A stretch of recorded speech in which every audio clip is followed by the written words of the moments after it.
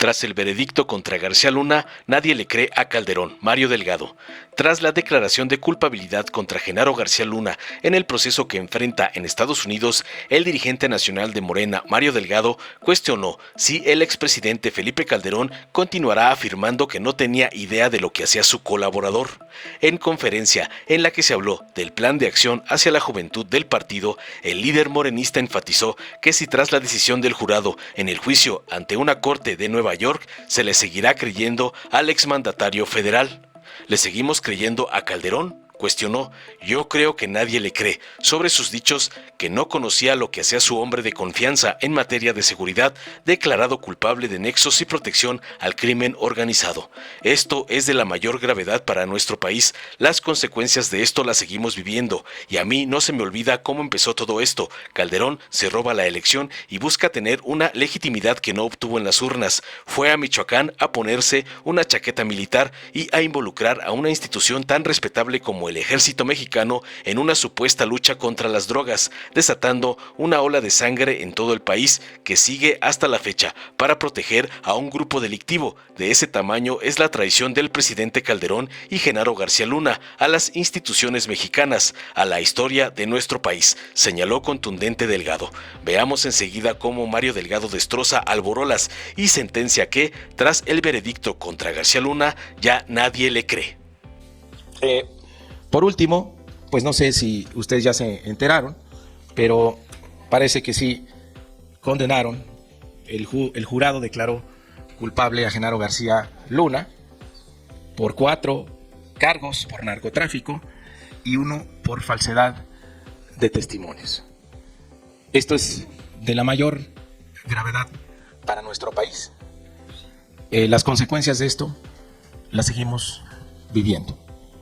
Y a mí no se me olvida cómo empezó todo esto.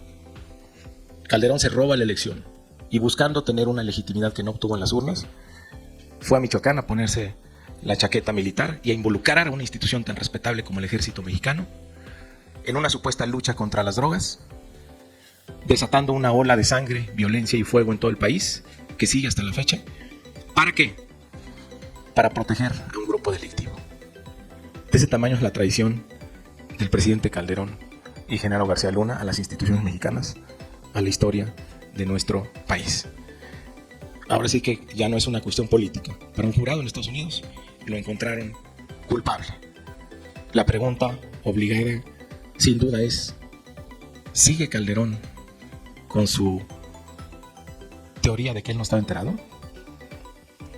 ¿De verdad no sabía cómo su subalterno encargado de todo el tema de la seguridad estaba actuando en favor de un grupo criminal? ¿El presidente de la República no estaba enterado? ¿Le seguimos creyendo a Calderón? Yo creo que nadie le cree.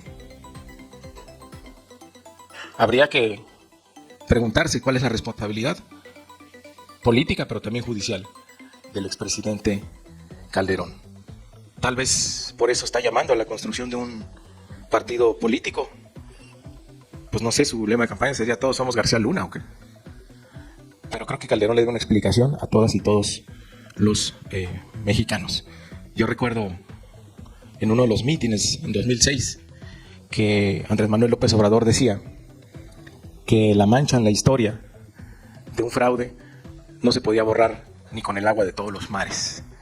Y vean lo que le ha costado a nuestro país ese fraude electoral y esa corrupción por parte de Calderón y su equipo. Ahí está para la historia y que, pues qué bueno que vivimos en otros tiempos, qué bueno que estamos en la cuarta transformación, donde se dejó atrás de manera definitiva estos asuntos y tenemos un presidente ahora con mucha dignidad que incluso ha cambiado el tono de la relación con los Estados Unidos y ha establecido, aunque sea muy difícil, una estrategia de construcción de paz, pero limpiar la corrupción, la podredumbre de los aparatos de seguridad que provocó García Luna y sus secuaces, pues va a tardar todavía algunos años en recuperarse. Estamos a sus órdenes.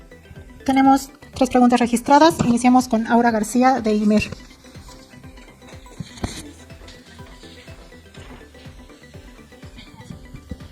Gracias, Mario. Buenas tardes a todos. Preguntarte precisamente sobre este tema de Genaro García Luna. Hace una semana o dos, no recuerdo muy bien, nos mostrabas una encuesta de El País, ajá, que hablaba de este clamor ciudadano para que se investigue a Felipe Calderón. Yo te pregunto a ti, como presidente de Morena, ¿pedirías que se reconsiderara abrir una investigación en su contra? Además de lo que ya estás diciendo, una investigación judicial por omisión o complicidad. Miren, políticamente hubo una sanción que fue la consulta popular de juicio a expresidentes, donde el pueblo de México manifestó que no deberían enjuiciarse. Pero a mí me parece que la sentencia que está dando el día de hoy el jurado de Nueva York, pues debe tener consecuencias. Pues ¿cómo es? A ver, ¿quién va a creer que no estaba enterado Felipe Calderón? Todos sabemos la cercanía, o sea, no era cualquier secretario, era uno de los más cercanos a él. Entonces, ¿cómo es posible que no supiera? Y por ahí en algunos de los testimonios, pues sí se filtró que les pedían la protección a cierto grupo delictivo, porque así lo estaba pidiendo el presidente de la República. Entonces, creo que debe desprenderse, no sé si seguirán las investigaciones en los Estados Unidos o no sé si esto pueda derivar en investigaciones en México, pero creo que no debe quedar impune Calderón. ¿Tú haces un llamado a la Fiscalía para que abra una investigación al respecto? No podría hacer un llamado porque son autónomos, nosotros respetamos esa autonomía. Yo creo que más bien habrá una exigencia del pueblo de México de una explicación sobre esto, porque también hay que decirlo, qué bueno que se haga justicia en Estados Unidos, pero sí nos incomoda un poco que no pase nada en México. Creo que también aquí debería ser juzgado y por supuesto su jefe. Gracias. Y preguntarte, ayer el presidente del INE, Lorenzo Córdoba, dio una conferencia de prensa porque presentó el índice de desarrollo democrático. Y bueno, al término de esta afirmó que la necesidad de reformar el sistema electoral, que según dice funciona perfectamente, puede despertar al México bronco y violento. No sé si me puedas dar un comentario al respecto. El México bronco despertó en el 2018, demostrando que es un México consciente, que es un México politizado, que es un México que ya cambió y que es un México que tomó el destino de nuestro país en sus manos, votando por un cambio. Y que ese movimiento está más vivo, ese movimiento crece todos los días, como lo acabamos de ver en Tamaulipas, donde ahí pobremente sacamos el 70% de la votación. Así seguirá avanzando en el Estado de México, lo mismo que en el Estado de Coahuila. Lo que pasa es que ellos no saben qué es el México bronco. Acuérdate, para él el México bronco son los indígenas que tienen su propia lengua, del cual él se burla. Entonces, no sabe de lo que está hablando. Él está siempre en la defensa de su salario. Y bueno, finalmente sobre esta gira de las conciencias en Revolución que anunciaron, preguntarles a quien me pueda contestar, ¿se está organizando a petición del presidente Andrés Manuel López Obrador? Hablaban ahorita que lo habían tomado pues de inspiración por el mensaje que dio el día de la marcha sobre los jóvenes, pero ¿fue una petición o una solicitud de él? Mira, nosotros vemos la mañanera y tomamos siempre nota. Entonces, ahora sí que nuestro movimiento está para apoyar y secundar al presidente. Entonces, si él dice, oigan, hay muchos jóvenes, pues ¿qué quiere decir? Al poco entendedor, pocas palabras. Y si tenemos jóvenes aquí que además vienen, porque ellos son producto del movimiento, o sea, no son improvisados, es una camada de jóvenes que ya viene del movimiento. Otros venimos, ya no somos jóvenes, venimos de un poquito más, pero pues estamos seguros que al presidente le va a gustar mucho la idea. ¿Y solamente por dónde van a empezar? ¿En qué ciudad o en qué estado? Ándale, a ver, tú dilo. Bueno, sí, decir que pues me parece que las juventudes siempre han estado presentes en Morena y creemos que después del momento tan importante que vive el país y que Morena tiene una estabilidad muy valiosa, pues es momento de llamar a los jóvenes, y el presidente todo el tiempo llama a los jóvenes, no desde ahora, sino desde antes de ser presidente. Entonces, bueno, pues claro que los jóvenes siempre nos hemos inspirado en el presidente y vamos a iniciar justamente porque nos hemos inspirado en él. Queremos arrancar estas jornadas en Macuspana, de donde él es originario, y visitar el mayor número posible de plazas públicas. Gracias. Continuamos con Andrea Meraz, de Grupo Fórmula. Buenas tardes, Mario. Primero preguntarte si de verdad no estarían dispuestos ustedes a hacerle una exigencia a la Fiscalía General de la República para que apresure alguna investigación o para que inicien una carpeta de investigación en contra del expresidente Felipe Calderón por esta supuesta, relación que tiene con Genaro García Luna. Ustedes ya aseguran pareciera que aseguran que el expresidente pues sí tenía conocimiento de esta relación del narcotráfico con el exsecretario. Y también preguntarte, se hace un juicio político hicieron ya ustedes esta consulta para empezar a los expresidentes, pero como partido, ¿se quedan con eso solamente o cómo los dejaría a ustedes satisfechos este tema, Mario? Primero sería mi primera pregunta. Mira, yo, a ver, honestamente creo que le doy cambia todo. Porque ya no estamos hablando de un debate político. No estamos hablando de una especulación, de alguna guerra de noticias. Estamos hablando de que un jurado encontró culpable de 5 delitos, 4 por narcotráfico, al responsable de la seguridad del presidente Calderón. Además, el que nos metió en su supuesta guerra contra el narcotráfico. Y era parte de... O sea, eran parte de una banda, no del Estado mexicano. Entonces, pues yo creo que sí debería. Vamos a hacerle un exhorto a la Fiscalía a que busque elementos. Porque lo que decía hace rato, bueno, qué bueno que se haga justicia en los Estados Unidos, pero pues aquí fue donde actuó. Ahora, todos los testimonios que ahora el jurado consideró suficientes para poder sentenciarlo, pues habla de acciones permanentes, recurrentes, de protección. Es decir, ahí es donde se pone en duda si Calderón estaba enterado o no. Por eso Calderón está invitando a la marcha de este domingo. Allá desde su suite en Madrid, tuiteó ayer pues que todos vayan a la marcha.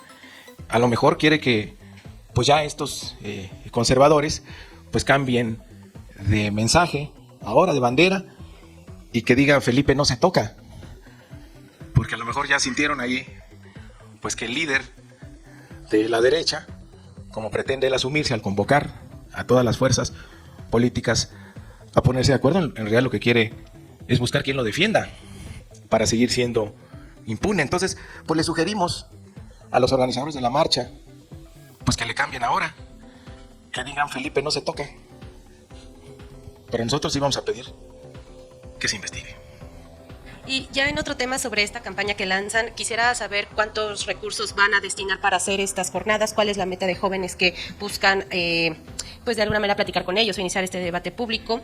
Y también preguntarles por qué hacer en estos momentos ideologizar a los jóvenes hacia un grupo político, si es necesario en este momento, y si obviamente pues respetarían el proceso electoral que se vive en el Estado de México y en Coahuila, y no se van a realizar estas jornadas o se van a realizar en este periodo que está próximo pues a iniciar. Esa sería mi otra pregunta. Sí. Bueno, no estamos buscando ideologizar, lo que sea que eso se interprete, estamos buscando que se siga discutiendo lo público, y para discutir la realidad y politizar sobre lo que pasa, pues tenemos que conocer la historia. Por eso es una convocatoria abierta, no queremos que se afilien a Morena. Quien se quiera afiliar, Morena está abierto. Queremos que los jóvenes en la plaza pública discutan sobre la primera, la segunda, la tercera transformación, y que dimensionemos qué significa la cuarta transformación. O sea, los jóvenes no estamos ausentes del momento que vive nuestro país. O sea, los jóvenes hemos sido los principales víctimas de esta decisión de Calderón de poner a Genaro García Luna. La mayoría de los presos, la mayoría de los asesinados, la mayoría de la carne de cañón del crimen organizado han sido los jóvenes. Entonces, los jóvenes están presentes en la discusión pública. ¿Por qué ahora? Bueno, pues como lo decía hace rato, cuando Mario y su servidora llegamos al partido, teníamos una serie de tareas electorales. Recién acabamos de renovar el partido y creemos que tenemos un partido lo suficientemente sólido y fuerte para, además de las tareas electorales que en este momento ocupan nuestra atención en Coahuila y en el Estado de México, pues seguir avanzando en un movimiento de revolución de las conciencias. No vamos a obligar a nadie. Quien no simpatice, quien no tenga la inquietud por la historia, por las 4 transformaciones, pues no estará en la plaza. Pero creemos que hay muchos jóvenes, y lo hemos visto, interesados en participar activamente, porque entender que la cuarta transformación va más allá de un partido político. Los jóvenes quieren participar en la transformación de su país, y por eso es que creemos que es un buen momento para seguir profundizando esta discusión, para que haya un relevo generacional. Vemos esta fractura con el viejo régimen. Es escandaloso lo que acaba de pasar, que sea declarado culpable el exsecretario de Seguridad Pública de un presidente que no solo no nos cuidó, sino que además cuidó a un cártel.